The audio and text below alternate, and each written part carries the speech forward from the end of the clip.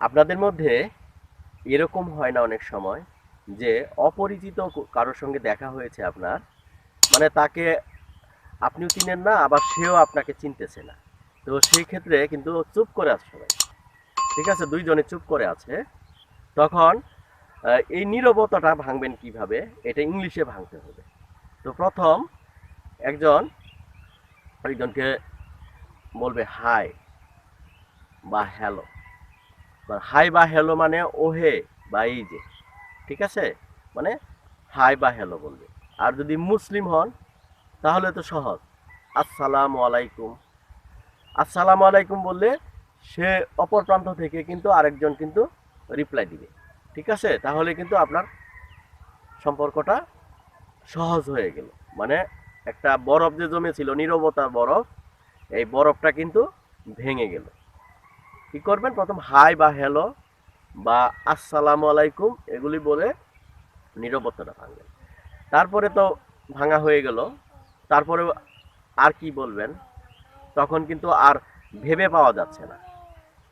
তখন যদি কনভারসেশনটা কন্টিনিউ করতে চান, ঠিক আছে, তাহলে যে করতে চাবেন তারই দায়িত্ব নিতে হবে। আপনি যার সঙ্গে কথা বলতেছেন সে যদি কন্টিনিউ না করতে চায়, না করতে পারাটাই স্বাভাবিক, ঠিক আছে। বা আপনি হয়তো বা কোনো একটা মেসেজ তাকে দিতে চাচ্ছেন বা তার সঙ্গে পরিচিত হতে চাচ্ছেন, ঠিক আছে, তো খুব শাই ফিল করতেছেন, তখন আপনি হাই হ্যালো হওয়ার পরে এই কথাটা বলবেন যে what's your name, what's your name, তোমার নাম কি, বা হোয়াট ইজ ইউর নেম। অথবা এইভাবে বলতে পারেন যে I am Atik and you.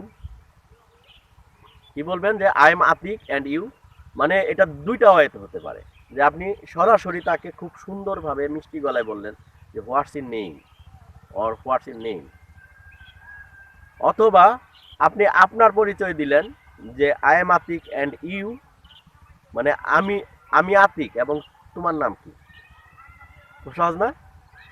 তো তখন ধরেন সে রিপ্লাইটা দিল, ধরেন অপর প্রান্তে যিনি, ওনার একটা নাম দিয়ে দিলাম রহিম, আর আমি আতিক। তো রহিম রিপ্লাই দিয়ে দিল যে আই এম রহিম। তারপরে হয়তো মানে এই দুইটা কথা হওয়ার পরে ওই অপর প্রান্তের লোকটাও আগ্রহ প্রকাশ করবে কিন্তু আপনার প্রতি, যে সে আমার সঙ্গে পরিচয় হলো, নাম জানা হলো। তখন সে কিন্তু হয়তো বা একটা কোশ্চেন করতে পারে যে what class are you in, তুমি কোন ক্লাসে পড়ো, যদি ছাত্র হয়। আর যদি জব হোল্ডার হয় তাহলে বলবে যে what is your profession, what is your profession or what class are you in.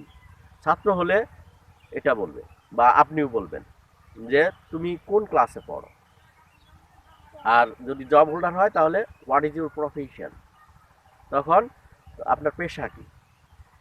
তখন এর উত্তরে আসবে, মানে ছাত্রর উত্তরে আসবে, ধরেন সে ক্লাস 10-এ পড়ে, তখন সে বলবে যে আই এম ইন ক্লাস 10। তখন তার উত্তরে আসবে যে আই এম ইন ক্লাস 10। তারপরে যদি কনভারসেশনটা আরও একটু এগিয়ে নেওয়া যায়, তখন একজন আরেকজনকে কোশ্চেন করবে, মানে এখন এই পর্যায়ে কিন্তু এসে র্যান্ডমলি দুইজনই কিন্তু কোশ্চেন করতে থাকবে, বা দুইজনই কিন্তু আলাপ করতে থাকবে। তারপরে যে কোশ্চেনটা রাইজ হবে এটা হচ্ছে যে হোয়ার আর ইউ ফ্রম, মানে তুমি কোথায় থাকো। বা যদি বিদেশে হয় তাহলে এখানে কান্ট্রিটা মিন করবে, হোয়ার আর ইউ ফ্রম, তুমি কোথায় থাকো। এখন আমি যেহেতু বাংলাদেশে থাকি, তখন আমি বলবো যে আই এম ফ্রম বাংলাদেশ। আমি বলবো কি, আই এম ফ্রম বাংলাদেশ, আমি বাংলাদেশ থেকে এসেছি। খুব সুন্দর না? মানে ইংলিশ কিন্তু আপনি যদি বাংলার সঙ্গে মিলাই পড়েন তাহলে কিন্তু ইংলিশ খুবই সহজ, ঠিক আছে। তখন আই এম ফ্রম বাংলাদেশ। তারপরে যদি আরও একটু খাতির জমে যায়, হয় কিন্তু খাতির, তখন বলবো যে চলেন চা খাই। তাহলে এটার ইংরেজি কি হবে, লেটস টেক এ টি, চলেন চা খাই।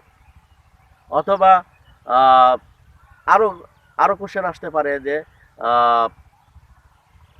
হোয়াট ইজ ইউর হবি, আপনার শখ কি?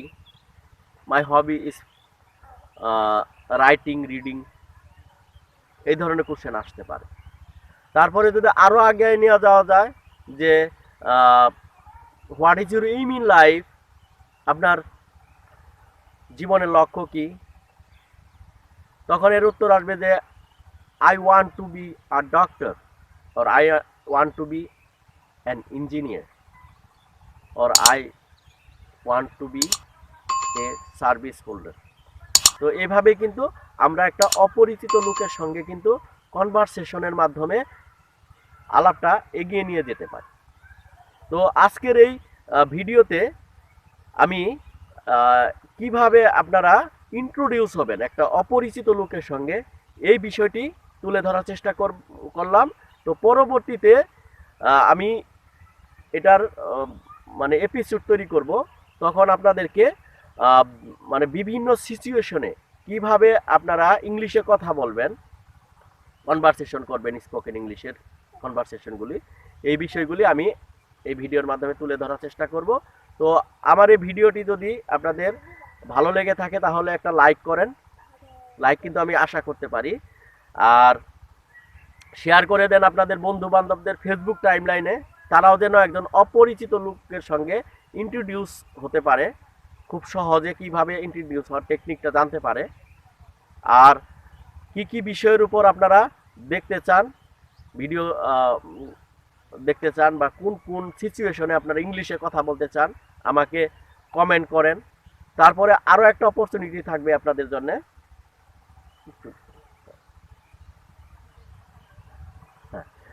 তারপর আপনাদের সঙ্গে মানে আরও একটি অপরচুনিটি থাকবে আপনাদের জন্য, যে আপনারা English to Bengali or Bengali to English কোনো ট্রান্সলেশন যদি জানতে চান তাহলে কমেন্ট সেকশনে দেন, আমি সেটার রিপ্লাই দেওয়ার চেষ্টা করব।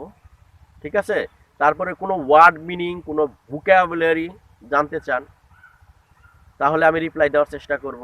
তারপরে আপনারা যদি এই স্পোকেন ইংলিশের ফুল কোর্সটা আমার কাছ থেকে কিনে নিতে চান, ঠিক আছে, এটা বাংলায় খুবই প্রাঞ্জল ভাষায় কোর্স আছে, এটার মধ্যে মানে 80+ ভিডিও আছে, 80টার উপরে ভিডিও আছে। ঠিক আছে? তো এই ফুল কোর্সটা যদি আপনারা পেতে চান তাহলে এই ডেসক্রিপশন বক্সে আমাদের নাম্বার থাকবে, আমাদের পেজের লিঙ্ক থাকবে। ঠিক আছে? সেখানে নক দিতে পারেন বা এই ভিডিওর কমেন্টেও নক দিতে পারেন, তাহলে আপনারা এখান থেকে ভালো একটা হেল্প পেতে পারেন। তো আজকের ভিডিওটি আমি এখানেই রাখছি, আশা করি আপনারই সঙ্গে আমার দেখা হচ্ছে পরবর্তী ভিডিওতে ইনশাল্লাহ এই ধরনেরই আরও একটি উপকারী এবং ইনফরমেটিভ ভিডিও নিয়ে। ততক্ষণ পর্যন্ত আপনারা সবাই ভালো থাকেন এবং আমি চেষ্টা করব আপনাদেরকে স্পোকেন ইংলিশ এই গল্প করার ছলে শেখানোর জন্যে। আমার জন্য আপনারা দোয়া করেন, আপনার জন্য দোয়া করি। Thank you for watching, bye by.